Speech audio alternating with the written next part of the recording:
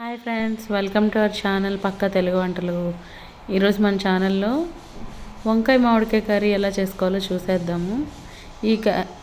ఆంధ్రాలో అయితే ఈ కర్రీ లేనిదే ఏ ఫంక్షన్ ఉండదండి, అంత ఫేమస్ ఈ వంకాయ మామిడికాయ కర్రీ. సింపుల్ వేలో చూసేద్దాం ఎలా చేసుకోవాలో. నేను ఒక ½ కేజీ వంకాయలు తీసుకున్నానండి.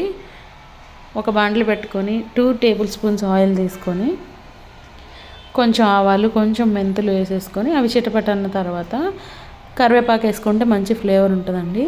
తర్వాత ఒక పెద్ద ఆనియన్ ఒకటి, లేదంటే చిన్న ఆనియన్స్ అయితే ఒక 2 కట్ చేసుకొని అవి బాగా వాడిన తర్వాత కొంచెం ఉప్పు వేసుకోవాలి అడుగంటకుండా. తర్వాత టమోటా వేసుకోవాలి. టమోటా అవన్నీ వాడిన తర్వాత పసుపు వేసుకోవాలి.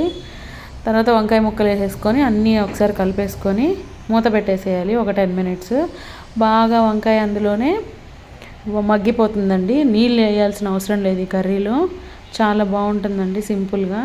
కొంచెం వంకాయ వాడిన తర్వాత కారం వేసుకోవాలి, మనకి సరిపడా రుచికి సరిపడా వేసేసుకుంటే సరిపోద్ది. ఫస్టే మనం మామిడికాయ వేసుకోకూడదండి, వేసుకుంటే కూరలో మామిడికాయ కరిగిపోతుంది, మనకి కొంచెం నోటికి తగులుతుంటే బాగుంటుంది. అందుకని నేను వంకాయ అన్నీ కుక్ అయిన తర్వాత లాస్ట్లో మామిడికాయ వేసుకోవాలండి. మామిడికాయ వేసిన తర్వాత ఒకసారి అంతా కలుపుకొని మూత పెట్టేసుకోవాలి. ఒక 2 మినిట్స్ ఉంచితే సరిపోతుందండి. అలా కర్రీ మీదకి ఆయిల్ వచ్చేంత వరకు మనము ఉంచితే సరిపోతుందండి. అంతే అండి, మీరు ట్రై చేసి చూడండి.